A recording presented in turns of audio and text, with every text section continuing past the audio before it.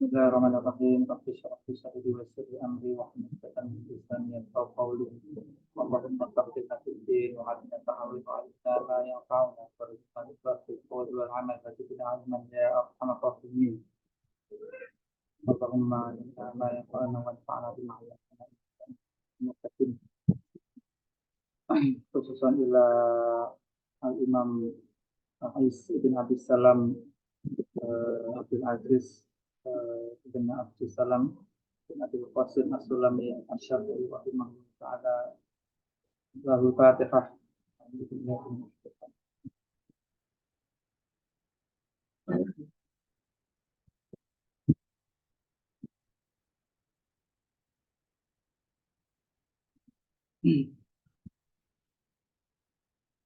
Halaman 14. Langsung ke halaman 14 ya. Paragraf 2 dari terakhir.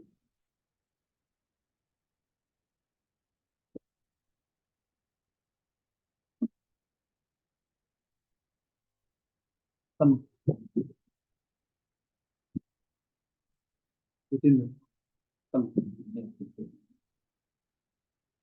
Bismillahirrahmanirrahim. Qala al-musannif rahimahullah ta'ala wa nafa'ana bi amin.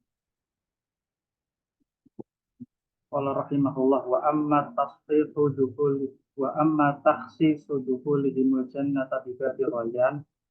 Adapun pekhususan terkait masuknya mereka orang-orang yang berpuasa as-shaimun al-jannata bi babi rayyan melalui pintu rayyan fa innahum muyizu bidzalikal babi ditamai itu mayizu ditamai itu mayizu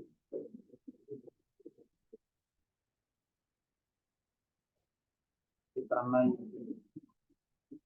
tamayyiz seperti tamayyiz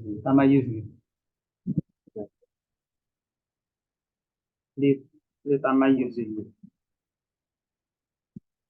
fa innahum muyizu bidzalikal babi ditamayyuzi ibadatihim wa syarafihim. Jadi puasa ya, di hadis yang sebelumnya itu dikhususkan pahalanya atau balasannya berupa masuk surga jalur eksklusif ya, dengan pintu khusus yang bernama pintu Ar-Rayyan. Maksudnya adalah itu adalah sebagai pembeda, menandakan bahwa puasa itu adalah ibadah yang berbeda. Disebabkan apa? Pintunya juga berbeda. Dan itu menunjukkan kemuliaan ibadah tersebut. Karena suatu ibadah balasannya beda, pintunya juga beda, dari tanda bahwa ibadah itu adalah ibadah khusus, bukan ibadah yang biasa-biasa. Wa amma sholatul malaikati ala shaimi idza ukila indahu. Adapun sholawatnya malaikat kepada orang-orang yang puasa ketika mereka makan di sisi mereka, di sisinya. Fa inna tarakahu ta'am ma'a qudurihi baina yadayhi balighun fi qam'ihi nafsahu.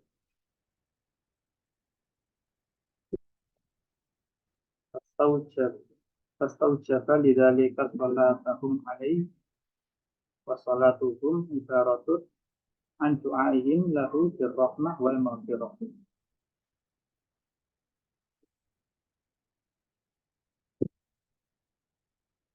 Inna tarakahu ta'am ma'a qudurihi baina yadayhi balighun qam'ihi nafsahu. Ya qam'ihi memberi puasa asalkan keluarga. Sebenarnya mengendalikan. Jadi adapun malaikat bersolawat kepada orang-orang yang berpuasa ketika mereka makan, kenapa disebut? meninggalkan makanan ma'huduri baina yadayhi salihun sifahi. Ini ya, pemahaman saya bagi benar sabdahu Al-Quran karena mereka itu dapat meninggalkan makanan. Poin selanjutnya ma'ahudurihi baina yadayhi. Ma'ahudurit ta'am baina yadayhi maso'in. Jadi mereka mampu meninggalkan makanan walaupun makanan itu ada jelas di depan mereka. Jadi malaikat itu bersolawat karena memang bukan karena nggak ada makanan yang berpuasa. Ya karena ada makanan mereka bisa makan, dan karena mereka nggak ada uang, mereka punya uang bisa beli, tapi mampu menahan itu untuk jalani ibadah puasa. Karena itu mendapat fadilah berupa doa dari malaikat. Balighun fi qawli nasa. Jadi ini jelas menandakan bahwasanya mereka menekan jiwa mereka, menekan diri mereka, menekan agar mereka meninggalkan makanan, menekan agar mereka menahan nafsu walaupun mereka sebenarnya bisa punya alat, punya instrumen untuk membatalkan puasa, tapi mereka tetap melakukan.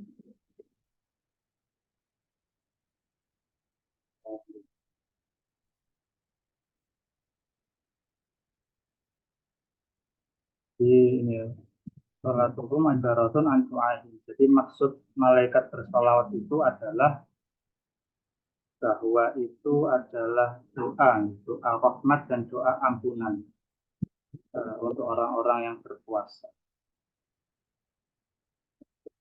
Wa mataksirul khotiat, adapun penebus dari kesalahan-kesalahan. Pada dikali qaulihi sallallahu alaihi wasallam, Ramadhanu ila Ramadhana mukaffiratun ma bainahun idza jtunibat al-kabair. Satu Ramadan dengan Ramadan yang selanjutnya itu adalah penebus apa yang di antara keduanya. Maksudnya kesalahan. Idza jtunibat al-kabair. Idza jtunibat al-kabair. Maksudnya jika dosa-dosa besarnya dihindari. Jadi ini berlaku umum juga gitu. Kalau dengan baca syarahnya di hadis-hadis yang serupa, misalkan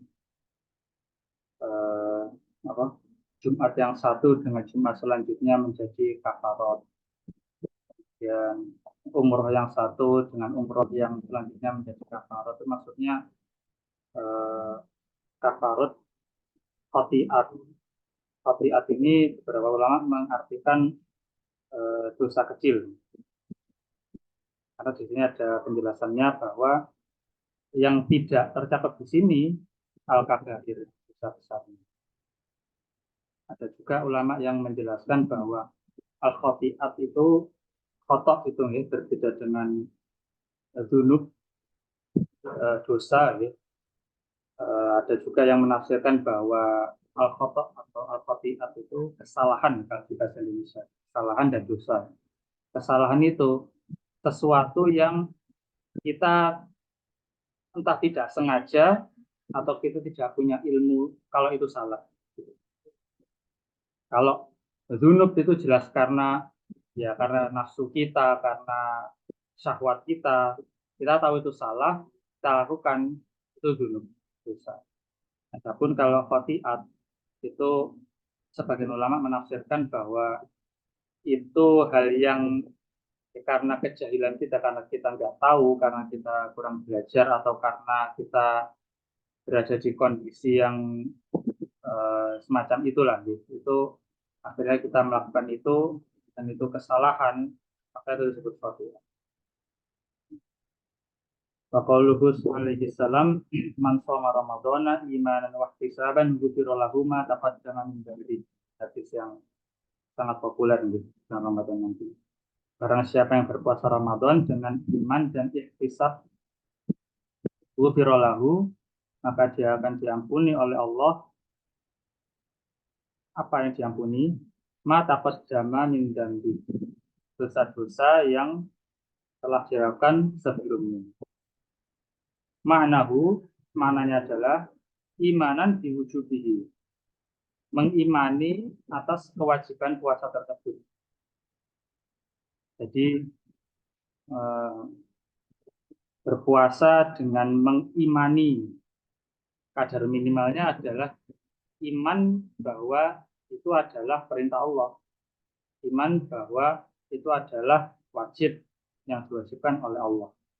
Wahtisaban, ihtisab, ihtisabnya apa?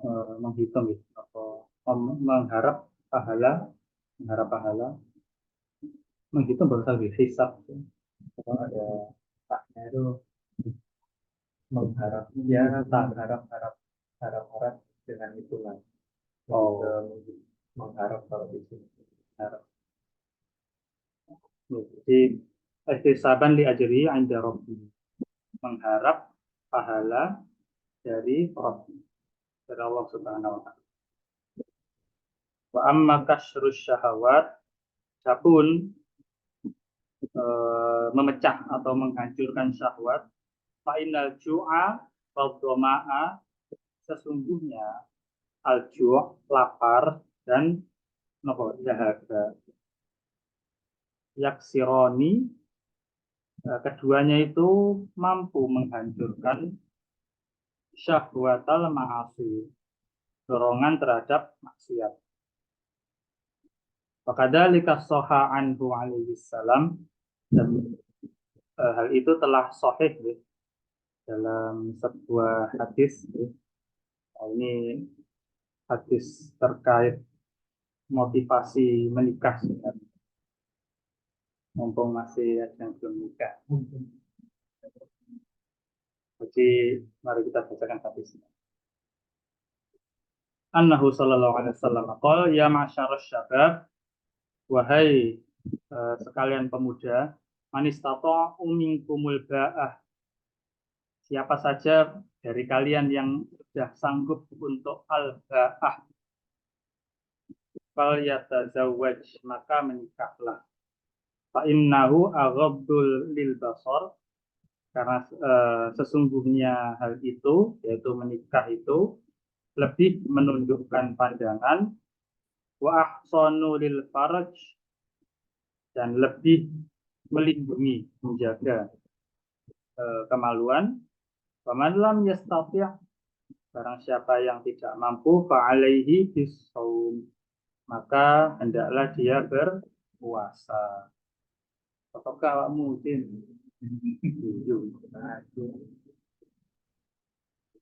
Fa'innahu lahu wija, karena sesungguhnya itu adalah wija.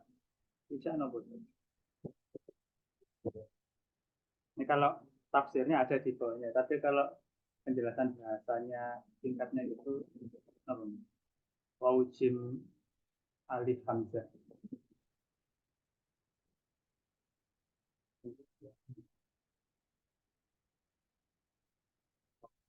Penawar. Oh, penawar. Oh, penawar. Nah, ini tafsirnya apa? Wal ba'ah, siapa yang sudah mampu ba'ah. Di sini Syaizuddin mengartikan dengan dia an-nikah, mampu untuk nikah. Jadi monggo nanti dikoreksi, kalau an-nikah itu lughatan itu kan di jima gitu. Wafat.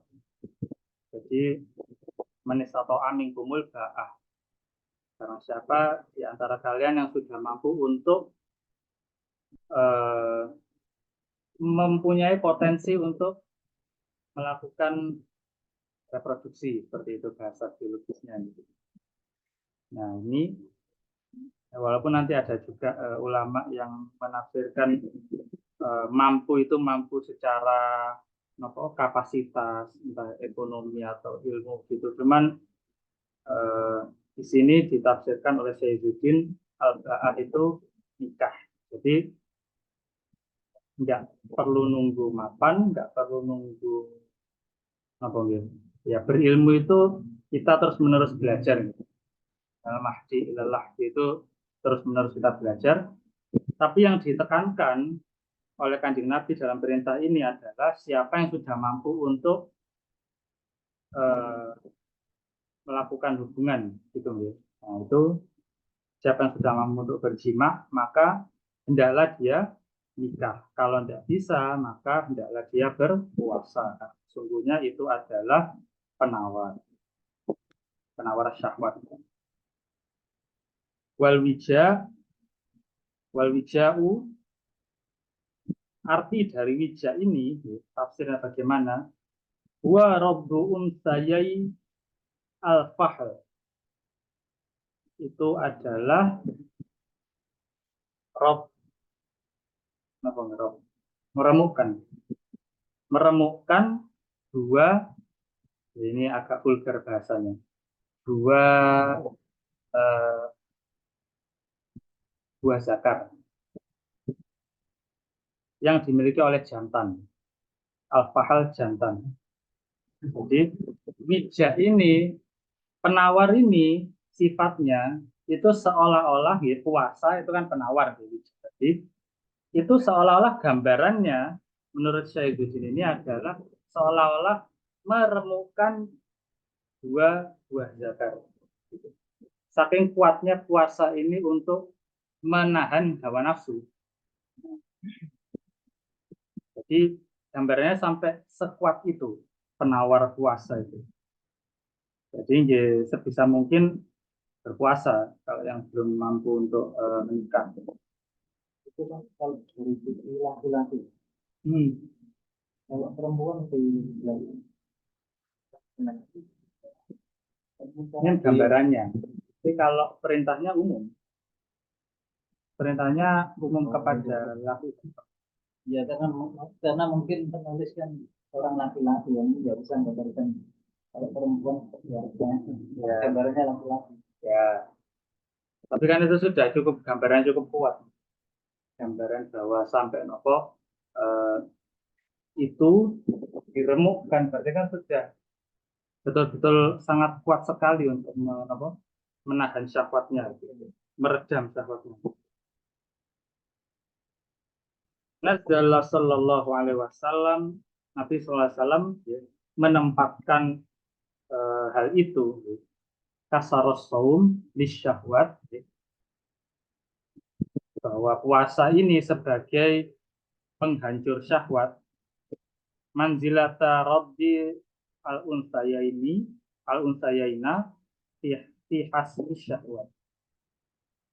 Jadi seperti itu gambarannya, itu sampai eh, seolah-olah itu eh, me, memecahkan atau menghancurkan atau meremukkan dua buah zakar gitu. Fi hasmi asyahwat. Hasmi nama. Meremuk juga. Meremas. Itu hasim. Hasim. Memutus, memecahkan. Memecahkan syahwat. Memutus syahwat.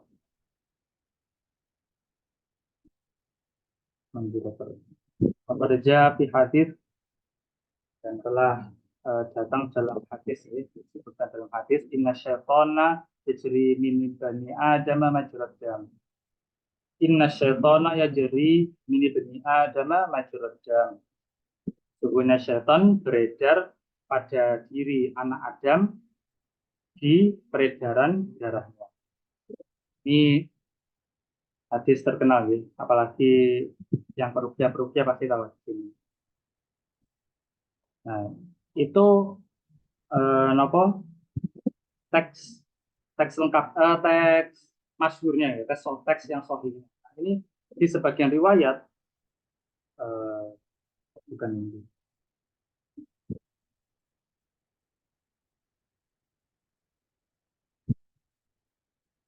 Nah ini, nah teksnya Syekh Izzuddin ini ditambahi. Nah ini di footnote-nya, tambahannya ini bukan dari hadis. Apa itu tambahannya? Fadayyiqu masalikahu bil ju'. Maka persempitlah jalannya ya, dengan puasa. Kan tadi ya, setan beredar di peredaran darah. Jadi godaan setan itu bahkan dari mana-mana sampai-sampai kayak ngikut gitu di aliran darah kita. Makanya supaya alirannya terhambat, maka dipersempit dengan apa? Dengan lapar, al-ju', dengan lapar. Dan itu kalau yang istiqomah nih, insya Allah akan terasa. Seperti yang kemarin apa dijelaskan Ustadz Dadang, Ustadz Dadang, kalau nopo bahkan ya ini terlepas dari eh, benar salah atau nopo sunnah bid'ahnya gitu nih. Beberapa orang-orang tua kita bentuk tirakatnya juga puasa gitu. Itu dalam artian kalau tirakat itu kadang kalau orang Jawa nyebutnya prihatin. Itu prihatin disik. Nah, itu kalau dipikir-pikir ya sangat masuk akal. Karena orang kalau menginginkan sesuatu itu kalau mimpinya atau ambisinya tok yang kuat, tapi kontrol dirinya lemah, dia tuh malah terkesan menggebu-gebu. Menggebu-gebu, cari sana cari sini, salah haram diterabas, eh, peluang-peluang yang entah itu masuk akal apa enggak terabas gitu ya, karena saking menggebu-gebunya. Jadi mereka, bapak-bapak atau kakek-kakek kita atau orang-orang tua kita itu menekan hasrat menggebu-gebu itu. Nah, jadi akhirnya ditekan dengan berpuasa. Jadi ya ada korelasinya juga, menginginkan sesuatu kemudian ditirakati dengan puasa itu juga ada korelasinya secara psikologis. Nah, kalau secara syarokah gitu agama itu ada pembahasannya sendiri. Nah, ini sama. Syaiton bisa ditekan pengaruhnya dengan berpuasa. Nah, ini tambahannya ini bukan hadis. Mungkin di beberapa cetakan ini disambung. Tapi kalau di sini di cetakan yang ini ada atasnya ini sampai majrud dam. Wa amma tafsirus sadaqat, adapun perbanyak sedekah, fali anna shaima, jika seorang yang berpuasa itu fali anna shaima idza jaa, kalau orang puasa itu lapar, ada karoma indahu, itu biasanya dia juga ikutan ingat dengan orang-orang yang di sekitarnya, minal orang-orang lapar di sekitarnya. Itu biasanya ingat. Fahasahu dzalika ala it'amil ja'i'. Maka itu akan menjadi motivasi untuk memberikan makan kepada orang-orang yang lapar. Fa innama yarhamul usyaqa man asyaqa. Ini apa Ustaz? Ya, kapan ini? Fa innama Orang yang syak itu orang yang cinta, orang yang rindu, orang yang kangen, itu sangat belas kasih, sangat mencintai, sangat menyayangi orang yang dirindukan. Orang yang berpuasa eh, itu menginginkan kedekatan dengan Allah, salah satunya dengan sedekah itu.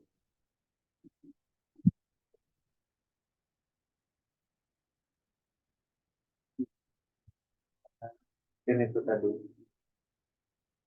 kita kehilangan empati jika kita tinggal di tempat yang bagus, kita orang kaya dan sebagainya, kita agak susah untuk berempati dengan mereka yang kekurangan. Di syair ini, sebenarnya orang yang mencintai akan menyayangi orang yang dicintai ya. Gampangannya yang satu nasib lah, atau yang pernah disimulasikan, dicoba untuk menjadi satu nasib. Nah, puasa ini, kenapa kok kita diutamakan untuk banyak bersedekah? Karena kita merasakan apa yang mereka rasakan. Mereka yang terpaksa untuk berpuasa karena tidak ada makanan dan sebagainya. Makanya puasa itu sebagai bentuk amalan untuk kita mengasah empati dan simpati kita kepada saudara-saudara kita yang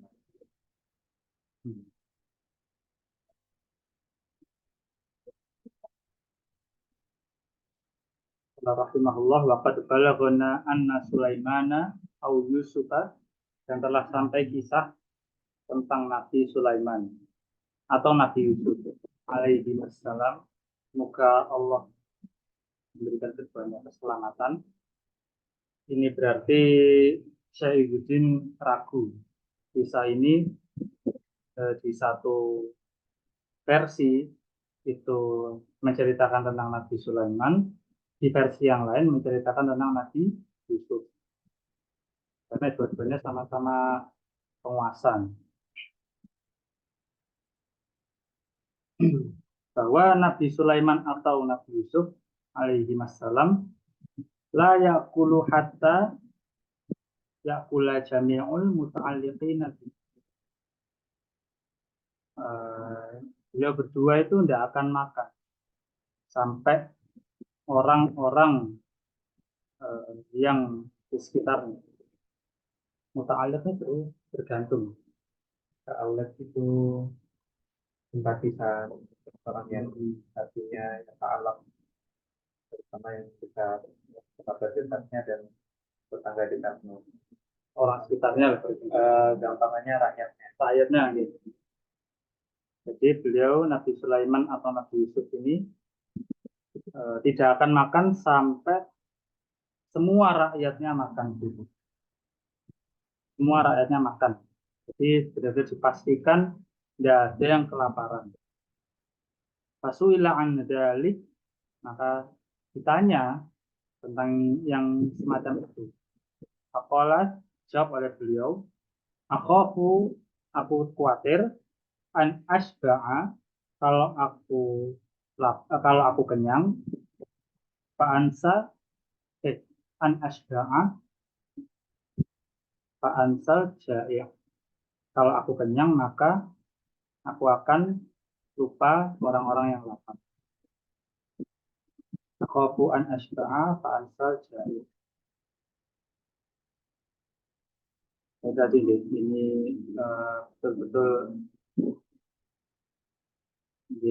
kita tidak akan ngerti soronya kalau kita tidak merasakan dulu. Wa amma tawfiru ta'at, adapun menambah ketaatan, bali annahu tadzakkara ju'i ahlin nari wa dhama'ahum.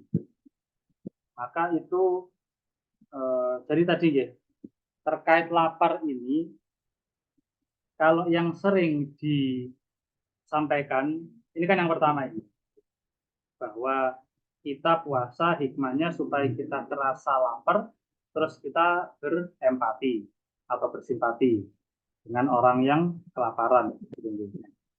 Padahal itu cuma satu dari sekian hikmah. Nah, ini hikmah selanjutnya, ini disebutkan, yaitu bahwa bukan cuma mengingat orang yang lapar, tapi juga mengingat lapar dan hausnya sinten ahlin nar, penghuni neraka. Penghuni neraka jauh-jauh sangat-sangat lapar dan haus yang tidak terkira, tidak terbayangkan lapar dan hausnya di dunia, karena hitungannya sudah ratusan tahun gitu. Ratusan tahun, satu hari setara berapa ratus tahun ya, ada kurang 500 tahun dan misalnya gitu. Perbandingannya Allah alam.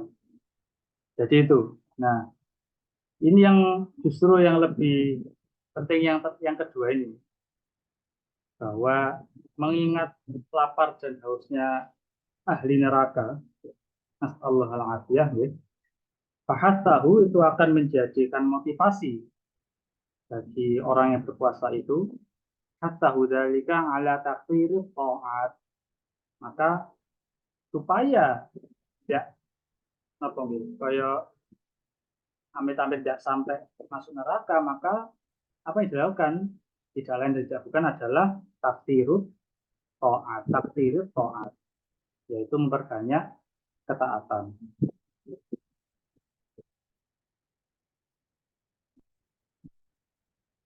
Lian lian juga adalah minat.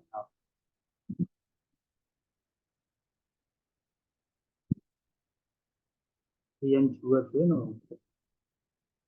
agar ya bisa di taat dengan ketaatan, bisa selamat dari Selamat. api neraka.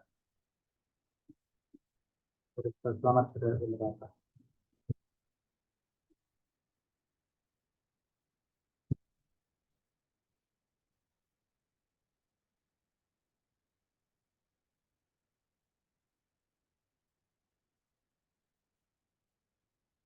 Monggo ini dengan lanjut apa aja. Karena kemarin masih belum banyak murajaah.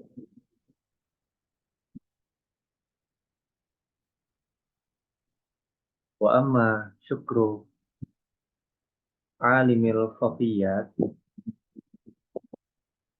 dan kita melanjutkan Apa nih?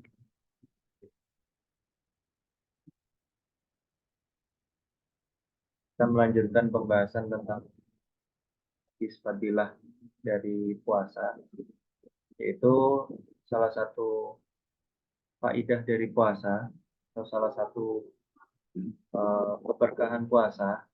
Kenapa kita berpuasa? Salah satunya adalah syukru alimil khafiyat.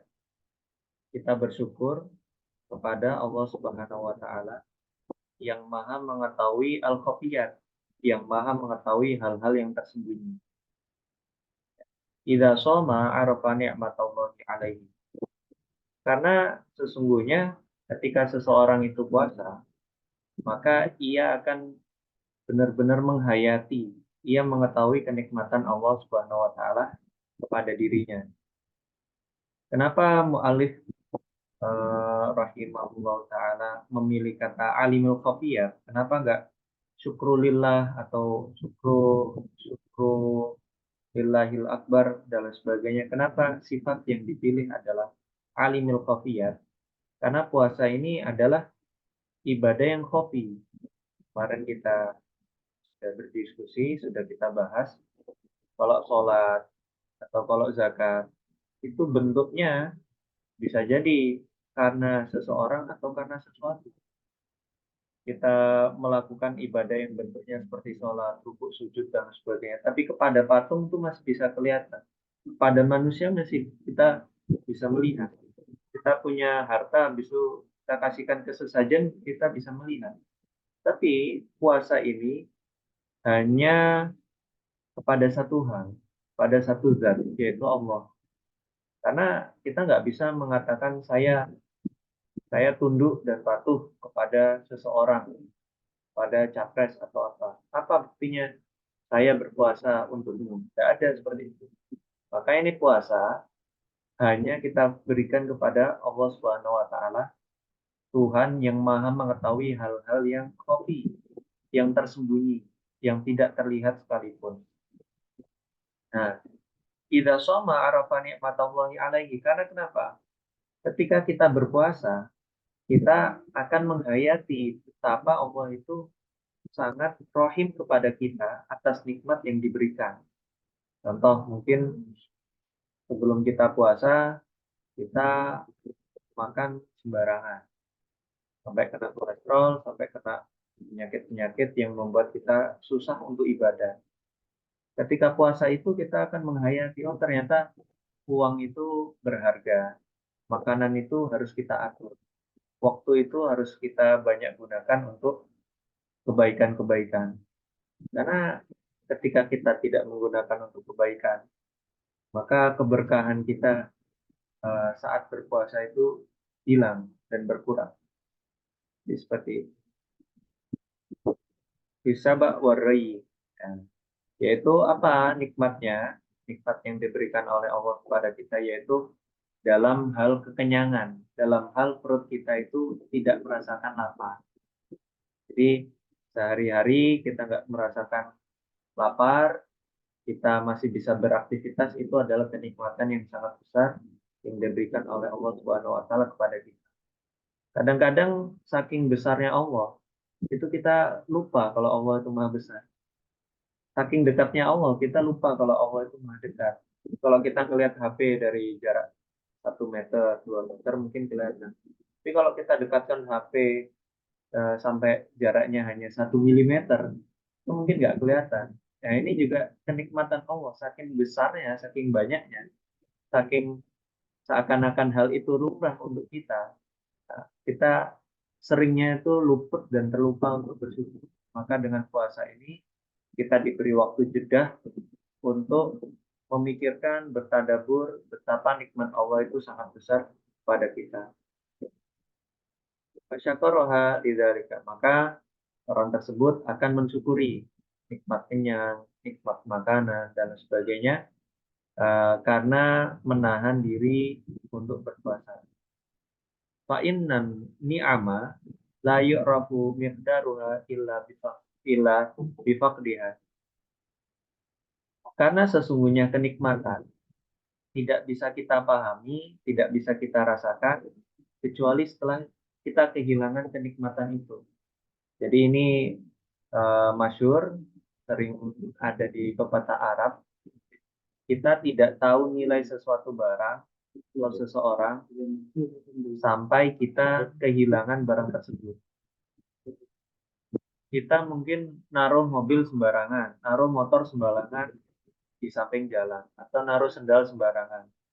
Kita nggak peduli dengan sandal kita. Ketika sandal kita hilang, baru kita bingung biasanya. Kita nggak tahu betapa mahalnya kesehatan, makan sembarangan, minum sembarangan, dan sebagainya. Ketika kita sakit, kita baru tahu betapa kesehatan itu sangat mahal. Bahkan uang pun belum tentu bisa membeli kesehatan.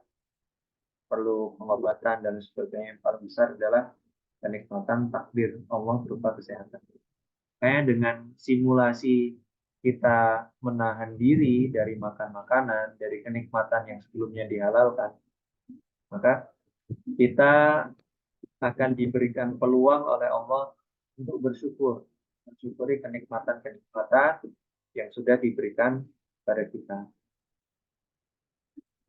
Wa amma alin zijar an qawatiril ma'asi wal mukhalafat. Alin zijar itu artinya meleburkan, menghancurkan. An qawatiril ma'asi wal mukhalafat.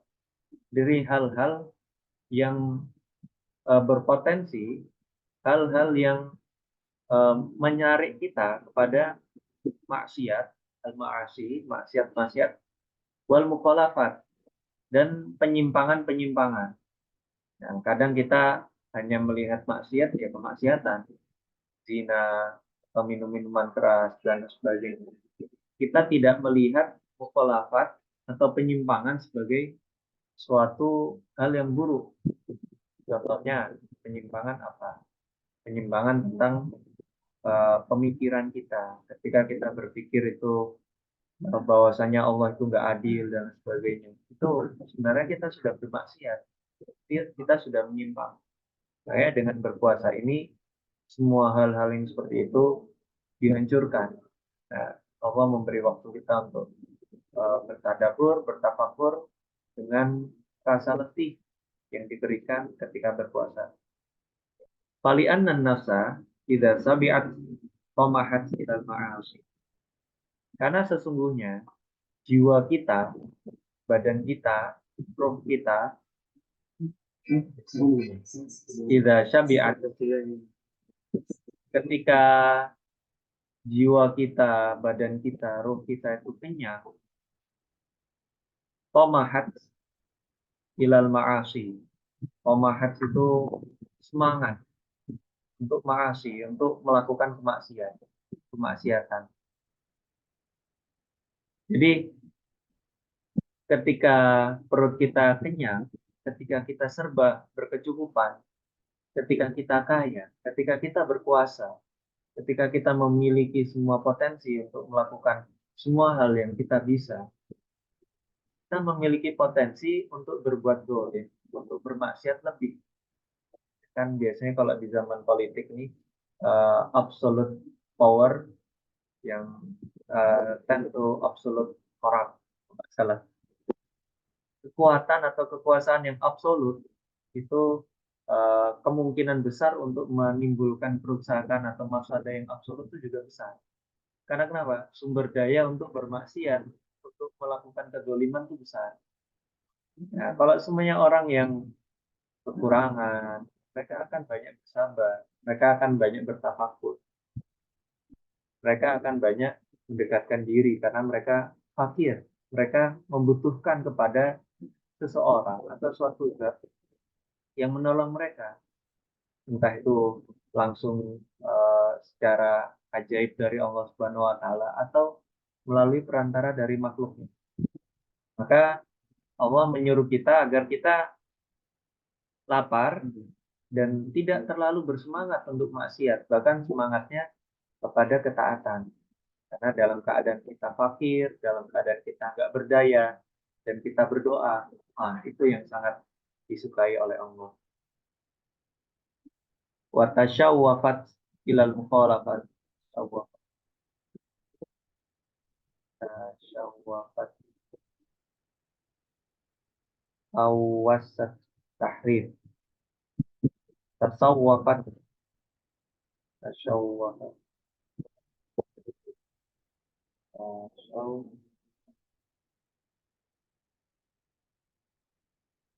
oh baik. Tasyawwafat tasyawwafat ilal mukhalafat, dan naik. Apa yang naik? Yang naik adalah nafsu kita. Dan ketika kita tidak berpuasa atau ketika kita dalam keadaan kenyang, kita di sini ingin menghayati kata puasa itu sendiri, bukan hanya rasa lapar. Kalau itu ngaji fikih, kalau ini kan beliau ngaji tasawuf ya. Kalau Syekh Izzuddin bin Abdissalam itu ngajinya maqasid, itu lebih ke filsafat, hikmah dan lain sebagainya. Kita memahami puasa itu bukan hanya lapar saja, lapar dari makanan, tapi juga lapar atau menahan diri dari harta, menahan diri dari kekuasaan, menahan diri dari apapun itu yang kalau kita kebanyakan atau kalau kita nggak ada jedanya, itu potensi untuk kita berbuat kemaksiatan lebih itu ada. Kalau di kitab ini tasyawwafat ilal mukhalafat. Ketika nafsu kita naik, potensi untuk berbuat mukhalafah, penyelewangan-penyelewangan itu ada. Wa idza ja'at wa dhami'at tasyawwafat ila ila mat'umat wal masyrubat. Wa idza ja'at, dan apabila nafsu itu ja'at, nafsu itu lapar, wa dhami'at, dan juga haus, tasyawwafat ilal mat'umat wal masyrubat. Mereka akan naik rasa mereka. Jadi nafsu kita. Jadi mungkin nanti kalau kita bahas cara bahasa nafsu itu ada dua ya. Kita agak ini dikit faedahnya. Nafsu itu yang kita ketahui di bahasa Indonesia kan nafsu yang jelek ya. Dan nafsu kan ada uh, nafsu pembahasan yang lain. Kalau di bahasa Arab, nafsun itu adalah jiwa. Jadi jiwa itu netral. Kalau nafsu di bahasa Indonesia kan kita pahamnya apa yang negatif, nafsu lawamah dan lain sebagainya. Nah, kalau yang dimaksudkan di sini adalah nafsu, artinya jiwa. Jiwa itu akan tasyawwafat ketika lapar dan ketika haus, akan tasyawwafat ilal mat'umat wal masyubat. Akan eh, mereka akan ke makanan dan juga ke minuman. Yang mereka butuhkan adalah makanan dan minuman yang halal-halal. Jadi kalau semuanya kita lapar, yang kita butuhkan cukup yang makanan dan minuman. Kalau kita kenyang, kan sudah selesai makanan dan minuman. Yang biasa-biasa itu udah selesai. Kita mau nyari sensasi, mau nyari eh, imajinasi, kita berimajinasi untuk mencari yang lebih daripada itu. Kalau semuanya kita lapar, kita bercukupkan diri dengan makanan dan minuman. Kita nggak butuh kekuasaan yang muluk-muluk dan sebagainya. Maka ini digunakan untuk melatih diri kita. Ketika kita ingin naik jabatan, ketika kita ingin melakukan suatu hal yang besar, itu biasanya ada jeda untuk kita berpuasa, bertafakur. Gampangannya kita akan diuji. Orang PNS kan ada ujiannya. Artinya kita disuruh puasa, disuruh belajar, disuruh banyak-banyak, habis itu baru nanti diangkat. Semuanya kita tahu Nabi Muhammad itu di Gua Hira, beliau belum pada akhirnya mendapatkan wahyu. Atau Nabi Musa diusir sama Fir'aun, menghilang dulu, belum akhirnya mendapatkan keluarga, mendapatkan wahyu. Nabi Musa berpuasa dulu sebelum taklim, berbicara dengan Allah Subhanahu wa taala. Jadi ada jedanya gitu. Maka jeda ini yang kita gunakan untuk melatih sebelum kenaikan kelas. Wa tamuhun nafsi ilal munajat washtighaluha biha khairun min tashawufiha ilal ma'asi wazallat. Wa tamuhun nafsi, dan kecenderungan atau semangat nafas, semangat dari jiwa kita, semangat dari diri kita, ilal munajat, kepada sesuatu hal atau kepada hal-hal yang membawa kita kepada keselamatan. Washtighaluha biha, dan kita sibuk dengan hal-hal yang membawa kita kepada keselamatan. Khairun min tasyawufiha ilal ma'asi wazallat. Itu lebih baik daripada kita memiliki kecenderungan, kita memiliki preferensi, kita memiliki daya tarik kepada maksiat dan zallat. Zallat itu pleset, kalau bahasa gampang, plesetan, ya blunder atau khati'at dan sebagainya. Artinya apa? Ketika nafsu kita, ketika jiwa kita itu menyukai hal-hal yang membawa kepada munajat, membawa hal-hal yang membawa keselamatan, dan kita sibuk di dalamnya, itu lebih baik daripada kita disibukkan dengan maksiat. Nah, semuanya kayak itu tadi. Ketika kita puasa, kita mencukupkan diri dengan makanan. Sudah selesai. Kita tidak butuh yang lain. Ketika kita puasa, di depan kita ada 10 jenis makanan. Yang kita makan kan cuma 2. Tapi kalau kita nggak puasa, 10 makanan itu habis dalam waktu 1 hari. Jadi ada nabung ini untuk dimakan nanti dan sebagainya. Ya alam, ketika kita tidak puasa itu budget kita seakan-akan habisnya besar. Makan sarapan harus nasi uduk, siang harus kemana, minumnya apa, malam harus apa, harus jalan kemana dan sebagainya. Ketika kita puasa, itu budget itu bisa ditekan. Kecuali yang memang puasanya sebagai pelampiasan, ya, buka puasanya sebagai pelampiasan. Tapi hal itu bisa menekan hawa nafsu kita untuk latihan. Jadi kalau orang yang sudah sering puasa, melihat makanan, itu biasa aja. Bahkan lebih tinggi lagi melihat kekuasaan, melihat jabatan. Itu biasa saja, nggak terlalu menggebu-gebu. Walidhalika, qaddama ba'du salaf as-shauma 'ala sa'iril ibadah. Oleh karena itu, beberapa atau sebagian ulama salaf itu meletakkan ibadah puasa menjadi ibadah yang prioritas di antara ibadah-ibadah yang lain. Artinya di atasnya zakat, di atasnya haji, di atasnya sholat, dan sebagainya. Karena mungkin kalau kita lihat hikmah yang sebelumnya, karena puasa itu lillah, khofi, nggak bisa kita aturkan kepada selain. Fasurila andalika, faqala, dan ada yang bertanya tentang hal tersebut, kemudian dijawab, kenapa jawabannya? Kenapa kok puasa itu menjadi ibadah yang paling utama di antara ibadah yang lain? Li'ai, yattali Allahu ala nafs, wa yatana, wa tunazi'uni ila ta'am wa syarab habu ilayya min ay yattala alaiha wa yatanazu'u ila ma'siyati ila syabi'ah. Kenapa? Karena agar Allah itu melihat saya, nah ini yang ditanya ada ulama salaf, ba'du ulama salaf ditanya, kenapa kok seperti itu? Maka beliau menjawab, la ayyattali Allahu ala nafsi. Agar tuh Allah itu yattali itu melihat, noleh, bisa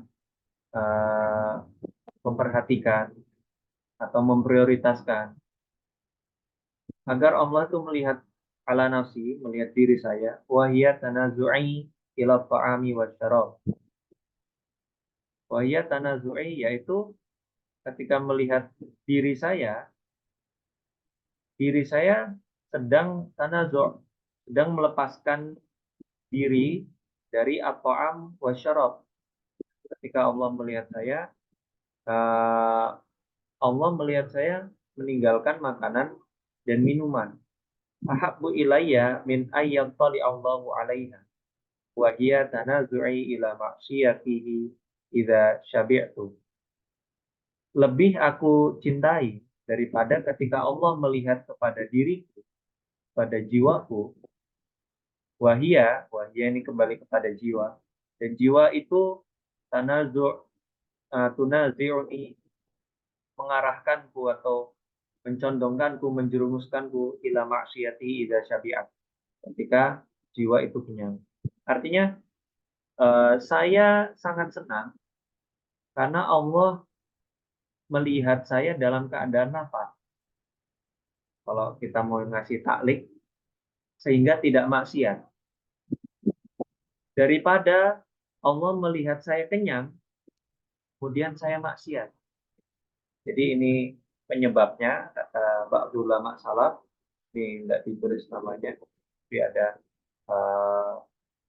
ada polnya. Saya kalau kita bahasakan bahasa Indonesia, kan bahasa Arab kan ada hanya ya. Kita bahasakan bahasa Indonesia, saya lebih suka Allah melihat keadaan saya dalam keadaan lapar, sehingga saya tidak bisa melakukan maksiat. Nggak sempat maksiat. Kalau maksiat, puasa saya batal. Daripada Allah melihat saya dalam keadaan kenyang, tetapi saya bermaksiat. Jadi yang namanya kenyang dan lapar itu ya manusiawi, hal yang netral. Tapi yang netral itu sendiri, ketika kelebihan atau kekurangan, itu akan mengarahkan kepada hal-hal yang buruk. Ada juga qaul kadal fakru ayakuna kufra. Itu sepertinya bukan hadis atau hadis dhaif, saya lupa. Sesungguhnya orang yang fakir, orang yang miskin itu mendekatkan kepada kekufuran.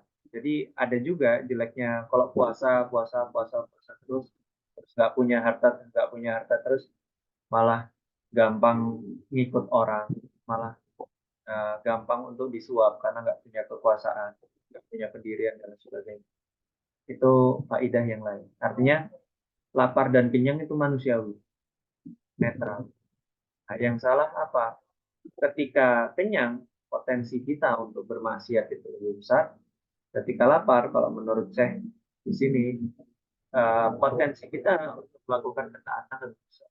Mungkin nggak maksiat ketika lapar, sangat sangat karena lapar kita perang, karena lapar kita kehilangan keimanan orang, nah sesuatu nasi dan sangat. Tapi di sini disebutkan bahwasanya ketika kita lapar, kedekatan diri kita kepada Allah, kita bermunajat, kita bertafakur itu lebih besar. Kemudian selanjutnya walisaumi fawaidu katsiratun ukhra. Kalau tadi dari hadis-hadis yang disebutkan di hadis yang sebelumnya, ini beliau menambahkan bahwasanya berpuasa memiliki fawaid, memiliki fungsi faidah-faidah yang lain yang mungkin di hadis sebelumnya tidak disebutkan. Kasih hatil adhan, menyehatkan pikiran. Jadi puasa itu mencerdaskan. Jadi mungkin kalau syekh kita, ulama kita, bahkan nabi kita terdahulu pasti tidak ada penelitian ilmiah. Jadi mereka berdasarkan empiris pengalaman personal dan banyak. Kalau sekarang pasti kita nyari puasa itu menyehatkan dan banyak buktinya. Beliau menulis di sini menyehatkan pikiran. Jadi terlalu banyak makan itu bisa mengacaukan badan kita, terutama pikiran kita. Wassalamatil abdan, dan menyehatkan badan kita. Kalau tadi pikiran, memfreshkan pikiran. Kalau sekarang badan. Pekerja fi hadis sumu tasihu. Dan ada dari hadis Nabi Muhammad SAW, berpuasalah kalian, maka kalian akan sehat. Terus, wamin syarafihi annahu, dari keutamaan atau kemuliaan berpuasa, dari keutamaan berpuasa, beliau menyebutkan bahwasanya man fattara shaiman kana lahu mithlu ajri. Barang siapa yang memberi buka puasa kepada orang yang berpuasa, maka ia akan mendapatkan pahala seperti halnya orang yang berpuasa itu. Ini kalau kita tarik dari dalil umum kan, mandallah sunnatan man sanna sunnatan hasanatan falahu ajruha wa ajru man amila biha. Ini kalau dalil umumnya. Barang siapa yang mensunahkan, barang siapa yang mencanangkan, barang siapa yang membantu seseorang, menyejahterakan, memberdayakan seseorang, sehingga seseorang atau kelompok itu atau kebaikan itu ditiru, maka kebaikan itu akan memberikan poin kredit kepada orang yang memberikan kebaikan dan tidak dikurangi darinya dari orang yang melakukan poin itu. Ibaratnya kayak kita bertransaksi LM, ya, multi level marketing. Jadi kita mendapatkan poin. Kita nggak puasa, tapi kita memberikan makan 10 orang, kita mendapatkan 10 poin. Itu hitung-hitungan manusia. Hitung-hitungan Allah, rahmat Allah pasti lebih luas daripada itu. Wa qala sallallahu alaihi wasallam, ini beliau menyebutkan hadis, man fattara shaiman kana lahu mithlu ajrihi. Barang siapa yang memberi makan orang yang berpuasa, maka ia akan mendapatkan pahala seperti halnya orang yang berpuasa tersebut. Min ghairi ayyang kuso min ajri shaim syai'un. Tanpa dikurangi satupun pahala dari orang yang berpuasa. Jadi nggak ada potongan komisi, nggak ada potongan referral, nggak ada potongan rekomendasi, nggak. Jadi nggak ada persenan persenan tertentu yang dipotong, sama-sama pahalanya yang diterima oleh orang yang berpuasa dan orang yang memberikan kontribusi kepada orang yang berpuasa. Faman fattara sittatan wa salatina sha'iman fi kulli sanah fa ka'annama shamat dahr. Kemudian dilanjutkan, faman fattara, barang siapa yang memberi makan sittatan wa salatin 36 sha'iman, orang yang berpuasa setiap tahunnya. Jadi setiap tahun memiliki amalan, yaitu memberikan 36 orang yang berpuasa setiap tahun. Bahkan nama somat dahr, seakan-akan orang yang memberikan makan untuk orang yang berpuasa sejumlah 36 ini, seakan-akan dia somat dahr. Seakan-akan dia puasa 1 tahun penuh. Jadi 1 tahun 355 hari, kemudian kita memberi makan 36 orang saja. Itu seakan-akan kita berpuasa 1 tahun penuh. Kenapa? Di sini dijelaskan, li'anal hasanata bi'asyrati amsalih. Karena kebaikan satu itu nilainya 10. Jadi kita memberi makan 1 orang, itu seakan-akan kita mendapatkan 10 balasan. 10 pahala. Jadi 36 dikali 10, 360. Seakan-akan 360 hari itu kita berpuasa. Waman katsara bi fadri sha'imin ala hadhihi niyyah kataballahu lahu shauma usurin wa duhurin. Waman katsara, dan barang siapa memperbanyak, katsara bi fadri sha'imin ala hadhihi niyyah, barang siapa yang memperbanyak amalan ini dengan niat ini, dengan niat yang baik, dengan niat memberikan makan, nggak niat calak, kan ada ya, Jumat berkah, ada mukanya gitu. Dengan niat yang baik, kemudian dengan niat mendapatkan pahala saumudar, puasa yang 1 tahun penuh, kataballahu lahu. Ini menarik. Kalau di ayat tentang puasa, kata ba'ala, kutiba alaikum. Jadi kalau kata ba'ala, itu telah dituliskan atas kalian. Jadi ada, ibaratnya ada undang-undang itu dituliskan kewajiban untuk kalian. Ya, jadi ala itu di dalam bahasa Arab untuk hal-hal yang berat. Kalau kita ngomong alaika bisunnati, alaika bisunnati, kamu harus berpegang teguh atas sunnah. Tapi kalau ada laka, laka antajlis, artinya kamu boleh saja duduk. Kamu kalau bisa duduk. Di sini, kalau di ayat itu kan kutiba alaikumusiyam. Kalian telah dituliskan ini. Udah ada undang-undang ketuhanan. Undang-undang syariatnya. Sudah jafatih suhuf. Yang namanya pena takdir itu sudah tertulis. Dan kalian wajib untuk berpuasa. Di sini bukan kata ba'ala. Kata ballahu lahu. Berarti Allah menuliskan takdir yang baik, takdir yang menyenangkan, atau pahala, itu bahasa gampangnya. Kalau bahasa Arab memang ada penekanan-penekanan tertentu. Kata ballahu lahu, Allah menuliskan takdir baik, atau gampangannya Allah memberikan untuknya pahala soma usurin wa duhurin. Jadi kalau tadi somud dahr, puasa sepanjang tahun, kalau ini puasa sepanjang tahun, lebih dari itu. Nah, kalau semuanya kita merutinkan amaliyah ini, merutinkan kegiatan ini, seakan-akan kita puasa seumur hidup. Itu bahasa lainnya. Kita lanjutkan. Oh ya, sedikit lagi.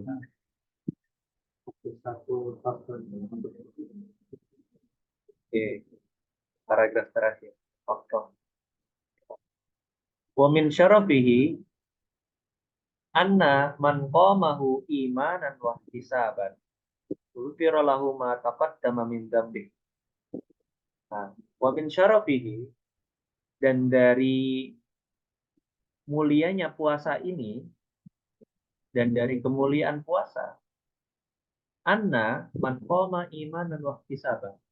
Barang siapa yang menghidupkan puasa ini, jadi gini, soma sama koma. Soma berpuasa itu di pagi hari, koma mendirikan, menghidupkan itu di malam hari. Jadi perlu kita ketahui bahwasanya Ramadan itu 1 bulan. Jadi karena 1 bulan, maka pagi dan petang.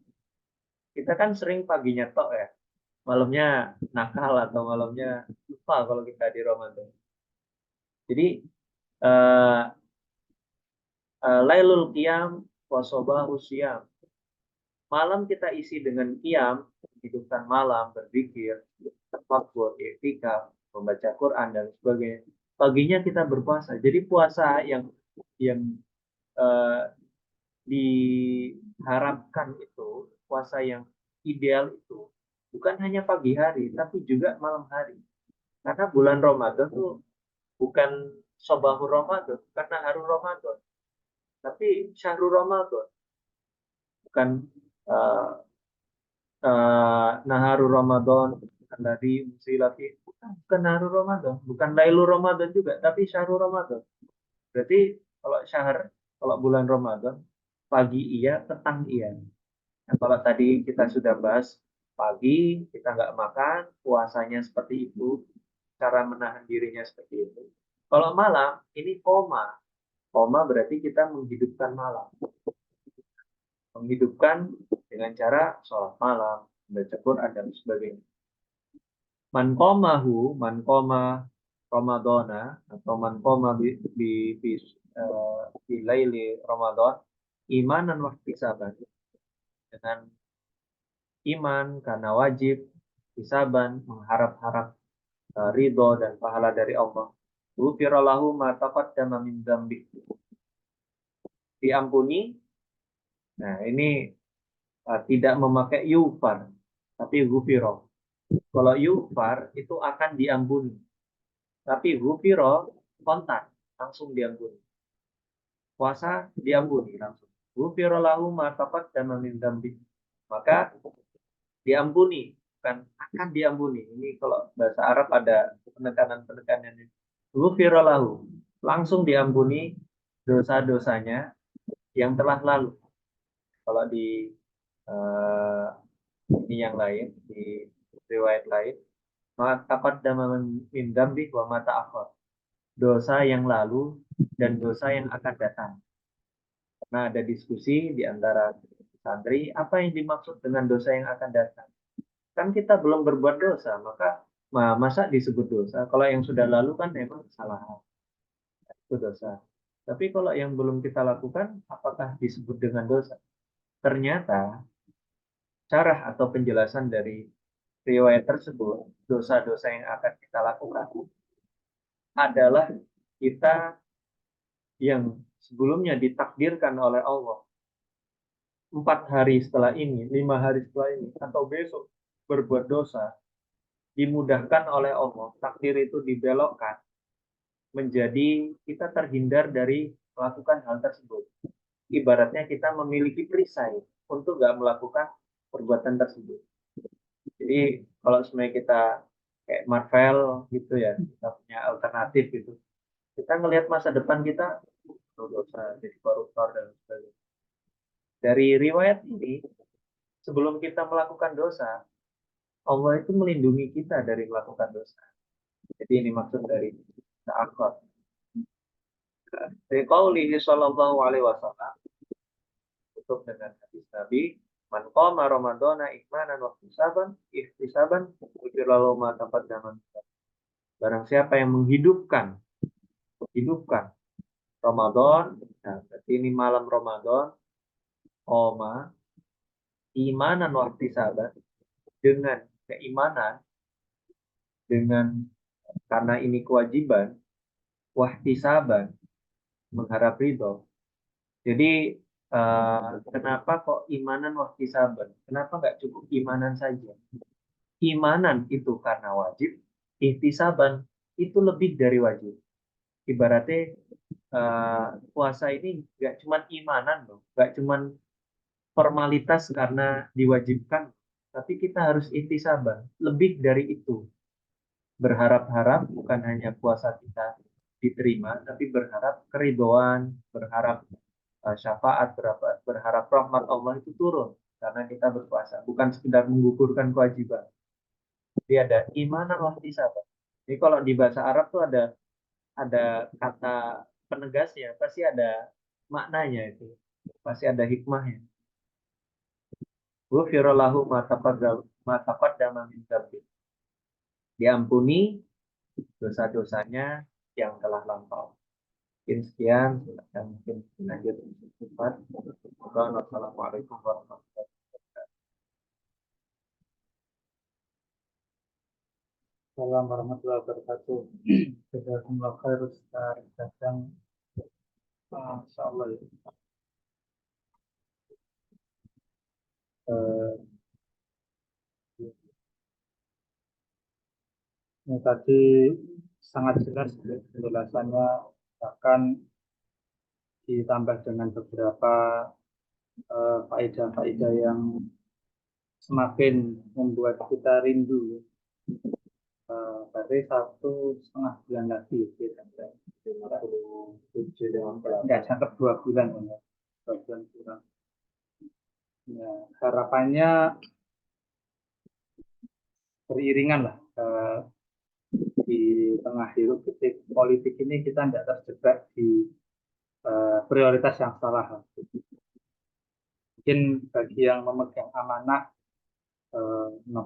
perlu kampanye. Sepertinya ya mengikhtiarkan perkara-perkara duniawi itu jangan sampai bikin kita lupa, atau jangan sampai bikin kita itu jadi kendor persiapannya di 50 hari yang lain, 50 hari setelahnya. Ya, justru itu lebih penting. Yang kalau tidak salah entah Pak Hadis apa pepatah gitu, atau Paul Fadus salah yang apa, Rajab itu menanam, Sya'ban itu memupuk, kemudian Ramadan itu memanen. Itu kan kalau misalkan di Rajab aja kita kendor, jangan harap kita di Ramadan itu bisa gaspol. Nah ini makanya ketika Rajab ini kajian takrib kita ya, kita ganti dulu dengan kajian ini. Alhamdulillah bisa membekali kita dan juga bisa lebih membuat kita siap, insya Allah dari sekarang tidak kupuh gitu. Jadi harus disiapkan jauh-jauh hari. Nah ini berkaitan dengan beberapa hadis. Sumu tasihu. Kalau di sini footnote-nya ini sanadnya dhaif kalau di sini.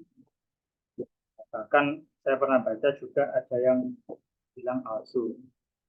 Nah ini kalau dhaif ini mungkin masih bisa dijadikan fadhil amal. Jadi fadhil amal itu hadis utamanya itu sahih, kayak yang sudah kita bahas sebelumnya di Masoma Ramadan, iman wa ihtisaban itu hadis utamanya. Kemudian ayat utamanya juga ada. Ya ayyuhalladzina amanu kutiba alaikumusiyam ila akhir ayat.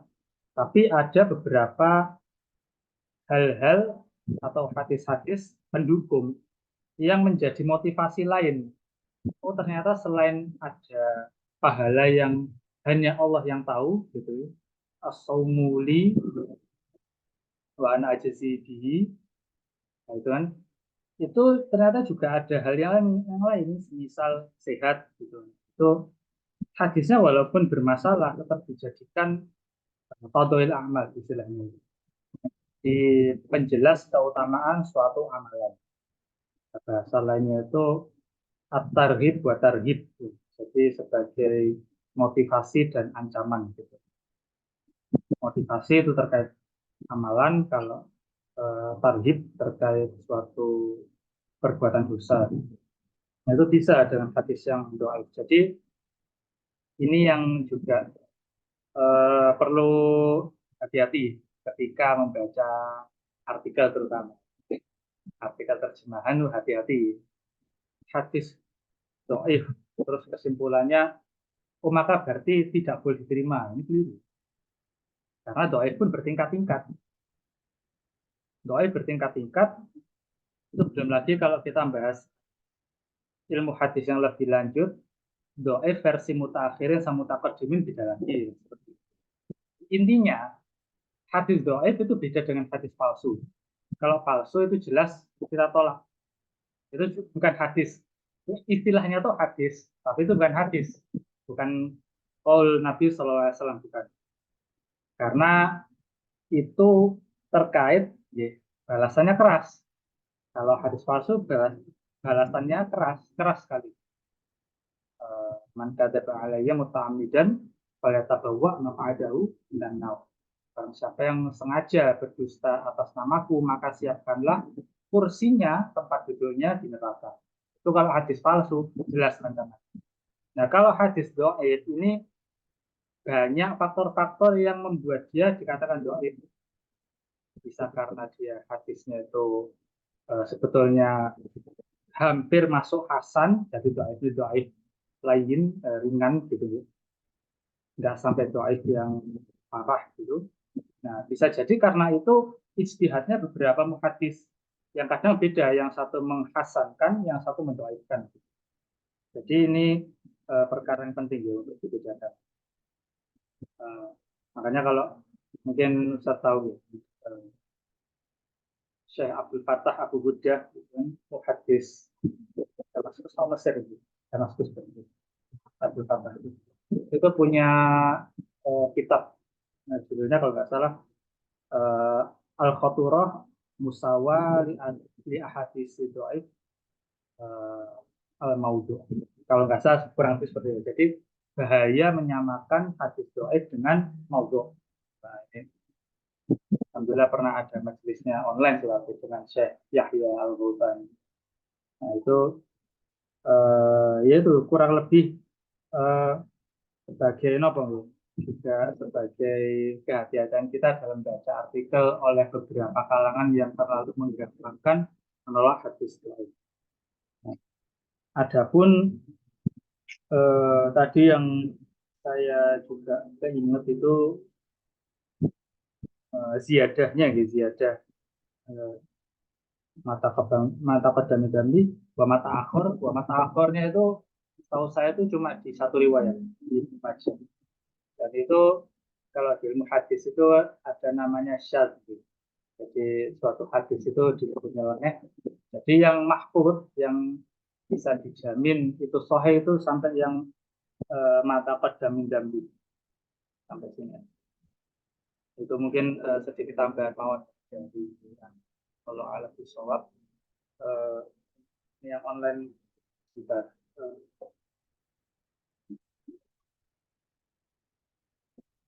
online. Assalamualaikum yang online, Mas Hari sama Mas Chandra. Apa ada yang ditanyakan, Mas? Halo. Nang ngarepe laptop agak ini. Oh, ngarepe urut. Monggo disambung. Kalau syarat ini disambung dulu. Minta tolong. Enggak, air ya.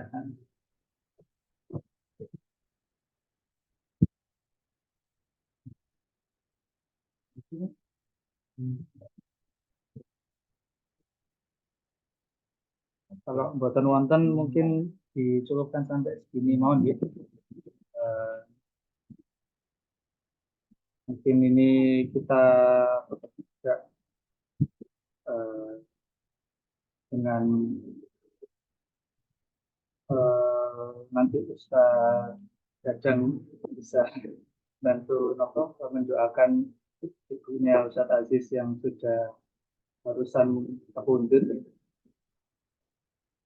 Nanti sekalian ditutup mohon.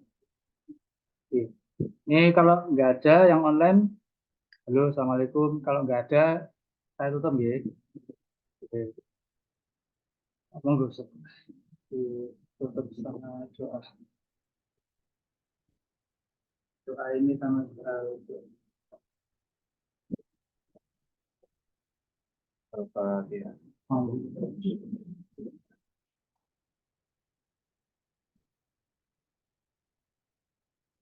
Allahumma sholli ala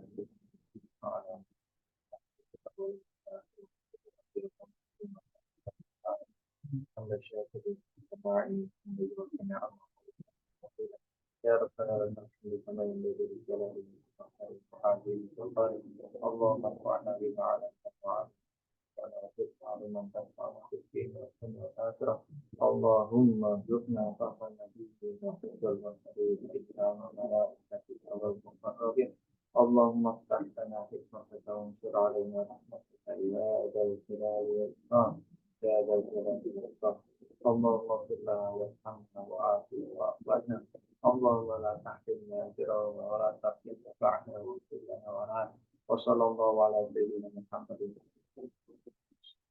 والحمد لله رب العالمين.